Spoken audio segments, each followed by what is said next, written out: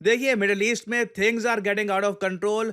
कल रात को इजराइल पर ईरान ने एक मैसिव अटैक किया है और ये अटैक मैं कहूंगा काफी हद तक सक्सेसफुल भी दिख रहा है, क्योंकि आयरन डोम कई जगह फेल कर गया और बहुत सारी वीडियो सामने आई है जहां पर इजराइल की मेन सिटी जो इनका कैपिटल है तेल अवीव, इस पर बहुत ज्यादा रॉकेट्स गिरे हैं, बहुत तबाही हुई है। और एक बार को ये भी बताया जा रहा है कि इजराइल ने अपने मीडिया को यह कह दिया था कि देश का मनोबल ना टूट जाए, आप बहुत सारी जो ये विजुअल्स हैं, जो ये रॉकेट गिर रहे हैं तेल अवीव में, हर जगह इनको ब्रॉडकास्ट मत करिए। और ईरान का जो ये मैसिव अटैक है ऑन इजराइल, जिसमें इन लोगों ने बताया जा रहा है 150 बैलिस्टिक मिसाइल मारे हैं ऑल ओवर इजराइल, 100 ड्रोन्स मारे हैं, बेसिकली इजराइल के Iron Dome missile defence system को ओवरवेल्म कर दिया। इतने ज्यादा अटैक्स किए स्पेसिफिकली तेल अवीव पर कि काफी जगह आयरन डोम फेल कर गया और उसके बाद इजराइल को नुकसान उठाना पड़ा। इंटरेस्टिंगली, ईरान इंफॉर्मेशन वॉरफेयर में भी इजराइल के सामने खड़ा हो गया है। नाउ अगेन, इंफॉर्मेशन वॉरफेयर में जीत कौन रहा है ये काफी हद तक एक आदमी के पर्सपेक्टिव पे भी डिपेंड करता है, मगर ईरान ने ये वीडियो करी है रिलीज। ये लोग यहाँ पर कह रहे हैं life will become bitter for them, जिंदगी इन लोगों के लिए ये कड़वी कर देंगे। और यहाँ पे आप देख पाओगे ये वीडियो रिलीज करी है यहाँ पे ईरान ने, ये ईरानियन मिसाइल्स ये सब लॉन्च होने को तैयार है। क्लियरली आई कैन सी इस बार ये भी इंफॉर्मेशन वॉरफेयर के लिए तैयार थे। बेसिकली अपने लोगों का ना मनोबल नहीं गिरना चाहिए इस सब में, दिस इज वेरी इंपॉर्टेंट। और यहाँ पे आप लोग देख पाओगे ईरान के ये बैलिस्टिक मिसाइल्स, जो सुप्रीम लीडर है ईरान के, ये कह रहे हैं हमने कभी शुरू नहीं किया, मगर हम जवाब देंगे। यहाँ पे इस टाइप की जो ये विजुअल्स हैं ये आई हैं और ये सारे रॉकेट्स ये लॉन्च किए गए और उसके बाद इजराइल के शहरों में जो तबाही हुई है इसको यहाँ पर इन लोगों ने दिखाया है। नाउ ईरान में ऑफ कोर्स कई लोग अब ये सोच रहे हैं कि जो ईरानियन रॉकेट्स हैं ये काफ़ी बार इजराइल के जो रिहायशी इलाके हैं वहाँ पर भी गिरे हैं। अगर इजराइल ने भी सेम काम करना शुरू कर दिया तब ये वॉर कहाँ जाएगी। फॉर एग्जाम्पल ये वीडियो आप देख पाओगे यहाँ पर, ये है ईरान का बैलिस्टिक मिसाइल और ये तेल अवीव पर किस तरीके से गिर रहा है। ये जो अटैक ईरान कर रहा है ये किया जा रहा है ऑपरेशन टू प्रॉमिस पार्ट 3 के अंडर। जो इजराइल का ऑपरेशन है अगेंस्ट ईरान ये है राइजिंग लाइन, और जो ईरान का ऑपरेशन है अगेंस्ट इजराइल अभी के लिए ये है ऑपरेशन ट्रू प्रॉमिस 3। और अगर आप सोच रहे हैं कि ईरान को इस बार इतनी सफलता कैसे मिली है, क्योंकि आप देखोगे काफी जगह जो ये मिसाइल है ईरान के, ये इजराइल में ऐसे गिरे आराम से जैसे ऑपरेशन सिंदूर के दौरान इंडिया मिसाइल बरसा रहा था पाकिस्तान पर। कोई एयर डिफेंस सिस्टम लग नहीं रहा था कि काम कर रहा है, बट इस केस में 150 मिसाइल जो ईरान ने बरसाए थे उनमें से कई मिसाइल्स इजराइल ने इंटरसेप्ट कर तो दिए, बट कहीं ना कहीं चूक हुई है। आयरन डोम और इवन एरो 3 ये इतना अच्छा परफॉर्म इस बार नहीं कर पाया और इस वजह से ऐसे विजुअल्स बहुत सारे सामने आए हैं। और ईरान की तरफ से बताया जा रहा है कि इन लोगों ने अब तक इजराइल का जो फाइनेंशियल सेंटर है तेल अवीव में इसको हिट किया है। जो इजरायली डिफेंस मिनिस्ट्री है उसके आसपास बताया जा रहा है एक मिसाइल गिरा है। ना कितना करीब गिरा है इसके विजुअल्स कंफर्म नहीं है। मिनिस्ट्री ऑफ इकोनॉमी जो है इजराइल की उसके पास एक मिसाइल गिरा है। इनका एक तेल नॉफ एयरबेस है वहां पर मिसाइल गिरा है। हाइफा सी की कई लोकेशन पे गिरे हैं मिसाइल्स। और अगर आप सोच रहे हैं कि अचानक से ईरान को इतनी सक्सेस कैसे मिली है, तो इसके पीछे एक रीजन ये भी है। ईरान ने इस बार क्या किया बताया जा रहा है, सबमरीन से भी मिसाइल दागे हैं इजराइल की तरफ। इससे इनका जो एयर डिफेंस सिस्टम है ये जेन्युइनली ओवरवेल्म हो गया है। क्लियरली लग रहा है कि ईरान ने ये वाला अटैक बेटर प्लान किया था compare to last time. Operation True Promise 2 से ज्यादा बेहतर लग रहा है यहाँ पर ट्रू प्रॉमिस 3। बट ओवरऑल मैं कहूँ ज्यादा डैमेज अभी तक किसने किसका किया है, मैं कहूँगा इजराइल ने अभी भी बहुत ज्यादा डैमेज किया है ईरान का, क्योंकि इजराइल ने लिटरली जो सेंट्रीफ्यूजेस थे ईरान के ये डिस्ट्रॉय कर दिए हैं। इनकी मिलिट्री के टॉप जो जनरल्स थे उनको मार दिया है, जबकि अभी तक इजराइल में कोई इनका टॉप जनरल, कोई मिलिट्री का कोई व्यक्ति मारा गया नहीं है। बताया जा रहा है 60 के आसपास लोग इंजर हुए हैं और 2 लोग मारे गए हैं। बट अगेन ये फिगर्स जैसे आप लोग जानते हैं, कॉन्फ्लिक्ट जैसे जैसे आगे बढ़ती है बदलती भी रहती है।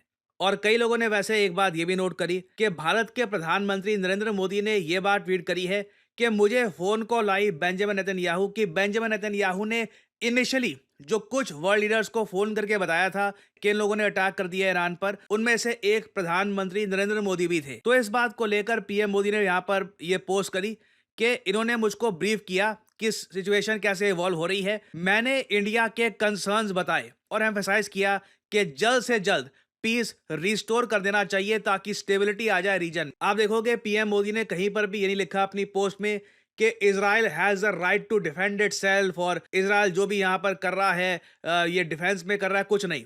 रीजन इसका सिंपल है। देखिए जो भी आज के समय इज़राइल कर रहा है ना, इसका एक्चुअली आप अगर देखो तो लॉस ही हो रहा है भारत को, क्योंकि तेल की कीमतें लगातार बढ़ती जा रही है। एक दिन में ही तेल की कीमतें 8% से ऊपर उठ गई थी, और अब तो बताया जा रहा है कि जिस तीव्रता से ईरान और इजराइल एक दूसरे पर अटैक कर रहे हैं, कच्चा तेल फिर से $100 पर बैरल के भी ऊपर जा सकता है।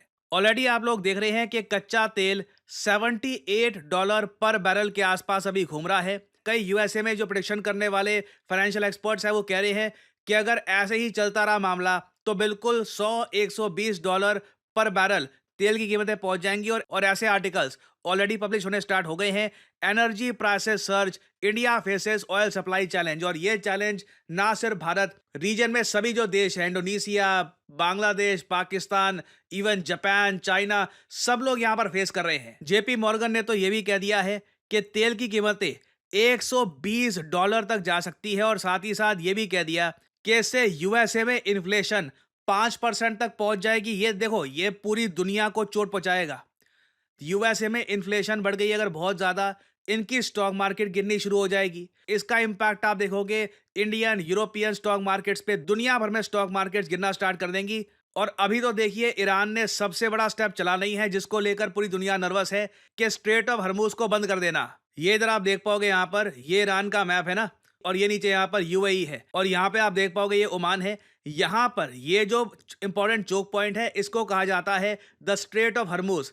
ईरान की नेवी ने जैसे ही इसको चोक कर दिया ना, उस केस में आप समझ लीजिए हो सकता है ऐसा पैनिक मचे, तेल की कीमतें 150-200 डॉलर के आसपास भी पहुंच जाएगी, और इसका एक बहुत ही बड़ा नेगेटिव इंपैक्ट आएगा ग्लोबल इकोनॉमी पर। नाउ हम क्यों आज के समय कह रहे हैं कि स्ट्रेट ऑफ हर्मुज बंद किया जा सकता है, क्योंकि अभी ना नेतन्याहू ने कहीं से भी कोई इंडिकेशन नहीं दी कि अब ये थम जाएंगे। इजराइल कह रहा है अभी तो बहुत करना है हमको, वो ये मान के चल रहे हैं। एक्चुअली आप अगर देखो ईरान के अटैक से पहले भी ना इजराइल की सरकार ने कहा था हाँ हमको पता है ईरान अटैक करेगा, होगा ये सब, लोग मारे जाएंगे, इंजर होंगे, बट हमें जो करना है ये करेंगे। तो अभी तो लग रहा है कि इजराइल कई दिनों तक ऑपरेशन राइजिंग लाइन के अंडर अटैक करता रहेगा ईरान पर। कई अटैक्स होंगे, ईरान उसकी रिटेलिएशन करेगा। और अगेन सबसे बड़ा मैं कहूंगा डर यही होगा कि अगर इजराइल सीधा जो सुप्रीम लीडर है ईरान के, इनको टारगेट अगर कर देता है, उस केस में स्टेट ऑफ हर्मुज गया।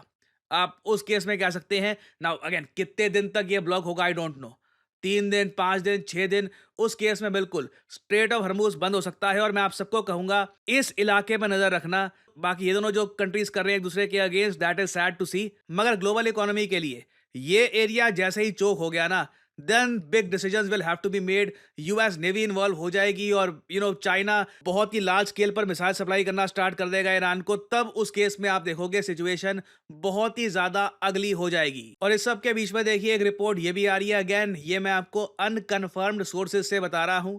कई यूएस के जो डिफेंस फोरम्स हैं वहां पर कई एक्सपीरियंस्ड लोग, कई जो एक्सपीरियंस्ड राइटर्स हैं जो लिखते हैं फॉर वेरियस आर्टिकल्स, उन लोगों ने दबे शब्दों में यह बात बताई है कि पाकिस्तान की जो एयरफोर्स है ये ईरान की बॉर्डर के आसपास ये डेटा इकट्ठा कर रही है, और चुपचाप ये डेटा यूएस को भेजा जा रहा है, जिससे इजराइल को अगले टारगेट इनके क्या होने चाहिए, कहां पे अटैक करना है, उसकी जानकारी मिल पाए। शहबाज शरीफ सोशल मीडिया पे लिख रहे हैं कि हम निंदा करते हैं जो अटैक हुआ है ईरान पर, बहुत गलत अटैक हुआ है ईरान पर। और पाकिस्तान के पार्लियामेंट में भी बोला जा रहा है कि हम इजराइल का समर्थन नहीं करते वगैरह। बट ग्राउंड लेवल पर पाकिस्तान की एयरफोर्स ये डेटा प्रोवाइड कर रही है यूएसए को, जो इनडायरेक्टली ऑब्वियसली पहुंचाया जा रहा है टू इजराइल। ये कई सोर्सेज ने बताया है। नाउ अगेन क्या ये 100% कंफर्म्ड है, we do not know yet. और एक्चुअली ये चीज कंफर्म आप कर भी नहीं सकते, ये चीज काफी हद तक सोर्सेज के थ्रू ही बताई जाती है। नाउ एक और बहुत ही इंपॉर्टेंट क्लेम है ईरान का, ये भी मैं आपको बता देता हूं। ईरान का जो मीडिया है तेहरान टाइम्स, ये लोग यहां पर क्लेम कर रहे हैं कि इन्होंने 2 इजरायली जेट्स को शूट डाउन कर लिया है, दोनों F-35 थे, और एक पायलट को भी पकड़ लिया है। ना इसको लेकर कितनी सच्चाई है, क्योंकि बात तो बहुत बड़ी है कि F-35 फाइटर जेट को शूट डाउन करना it is a big accomplishment, वो भी S-300 मिसाइल डिफेंस सिस्टम के साथ। ना ये भी कंफर्म नहीं है। इस टॉपिक पर मैं एक अलग से वीडियो लेके आऊँगा कि क्या सच में ईरान ने F-35 फाइटर जेट को गिरा दिया है, क्योंकि ये जो न्यूज़ है ये भी डायरेक्टली भारत को इम्पैक्ट करती है, क्योंकि यूएस ये फाइटर जेट भारत को इसी बेसिस पर बेच रहा है कि ये बहुत ज़्यादा एडवांस्ड है, कोई मुकाबला इसका कर नहीं सकता। अगर S-300 से ही ये गिर जाता है ना, तो this is a huge story. तो इस पर मैं बहुत ही जल्द कुछ ही घंटों में एक अलग से वीडियो लेके आऊँगा। और फाइनली यहाँ पे आप लोगों से मैं क्वेश्चन पूछूंगा। नतान्ज ये एरिया आज के समय बहुत ही ज़्यादा न्यूज़ में है। यूएन की एजेंसीज ने कंफर्म कर दिया है कि यहाँ पे बड़ा अटैक हुआ था और अब रेडिएशन लीकेज की भी बात यहाँ पर की जा रही है। आपको बताना है कि नतान्ज किस देश में आपको मिलेगा। आज के समय बहुत ही ज़्यादा न्यूज़ में है ये लोकेशन। ये है यहाँ पे आपकी ऑप्शंस: ईरान, पाकिस्तान, इजराइल या फिर यूएसए। कमेंट सेक्शन में करिए उत्तर। जो लोग देंगे सही आंसर उनकी कमेंट को मैं दे दूंगा हार्ट, ताकि बाकी लोग समझ पाएं कि सही उत्तर क्या है। देखिए, कभी किसी ऐसी वेबसाइट पर जाइएगा जहां पर कंपनीज जॉब पोस्ट करती हैं और आप वहां पे नोट करेंगे डेटा एनालिस्ट की डिमांड लगातार बढ़ती जा रही है। चाहे आप मुंबई में हो, दिल्ली में हो, कोलकाता में हो, कहीं भी हो, सैलरीज ऑब्वियसली रेंज करती है आपके एक्सपीरियंस पे, मगर आप महीने का आराम से 20-25 से लेकर इवन 50-60 हज़ार भी कमा सकते हैं, depending on your experience, depending on your skill. और डेटा एनालिस्ट का इम्पैक्ट हर इंडस्ट्री में देखा जा रहा है। कॉर्पोरेट वर्ल्ड में ऑब्वियसली देखा जाएगा, उसके अलावा मेडिकल साइंस में, इवन क्रिकेट में आर्टिकल्स पब्लिश हो रहे हैं। ये इधर 4 दिन पुराना आर्टिकल है कि किस तरीके से डेटा एनालिटिक्स ने क्रिकेट को ऑल टुगेदर ट्रांसफॉर्म कर दिया है। रीजन मैं आपको बताता हूं। मैं आपको पहली बार दिखाता हूं कि डेटा एनालिस्ट की स्किल अगर किसी के पास आ जाए तो वो डेटा को कैसे प्रेजेंट कर सकता है। एक बार आपके पास डेटा एनालिस्ट की स्किल आ गई तो आप ये सब कुछ बना सकते हैं। आप देख पाओगे कितने खूबसूरत तरीके से आप एक कंपनी का प्रॉफिट, एक कंपनी के किस महीने में कितना रेवेन्यू गया, मार्केट शेयर कितना है, ये डिटेल में बना सकते हैं। अगेन, ये सिर्फ ऐसा नहीं है कि बस आपने ये बस कलर स्कीम चूज करी और डेटा डाल दिया। इसमें फॉर्मूलाज, इसमें किस तरीके से डेटा आप डालोगे, किस तरीके से डेटा आप प्रेजेंट करोगे, सब कुछ मैटर करता है। और कंपनीज आज के समय ऐसे लोगों को पैसा देने के लिए तैयार है जो डेटा उनको इस तरीके से, इस फॉर्म में उनके सामने प्रेजेंट करे, ताकि कंपनीज डिसाइड कर पाए कि फ्यूचर में उनको क्या करना है, फ्यूचर में उनको कहाँ जाना है। करियर 247 का जो डेटा एनालिस्ट कोर्स है, इसकी मदद से ऑलरेडी कई हमारे स्टूडेंट्स ऐसे प्रोजेक्ट्स बनाने के काबिल हो चुके हैं। ये हमारे ही एक स्टूडेंट का आपको मैं प्रोजेक्ट दिखा रहा हूं, और ये अगेन जो टोटल स्किल है उसका बस 5 से 6% है। उसके अलावा बहुत सारे और टूल्स होते हैं डेटा एनालिटिक्स में, जिसमें आप अगर प्रोफिशिएंट बन गए तो सडनली जॉब मार्केट में आपकी वैल्यू बहुत ज़्यादा बढ़ जाएगी। आपको सिंपली क्या करना है, इस वीडियो के यहाँ पे कमेंट सेक्शन में जाओ, यहाँ पे लिंक पर क्लिक करो, अपना नाम, ईमेल आईडी, नंबर और यहाँ पे डिस्काउंट कोड आपसे मांगेंगे, यहाँ पे PG10 डाल देना। नहीं तो बाद में आपसे ज़्यादा पैसे चार्ज किए जाएंगे इस कोर्स के लिए। Make sure to add the discount code PG10। और करियर 247 के कंसल्टेंट की तरफ से आपको कॉल आएगा। आप उनसे सवाल पूछ सकते हैं कि किस तरीके से अपना करियर आप स्टार्ट कर सकते हैं as a data analyst. So इसी नोट के साथ यह है वीडियो का अंत। Thank you for listening and as I always say, may the gods watch over you.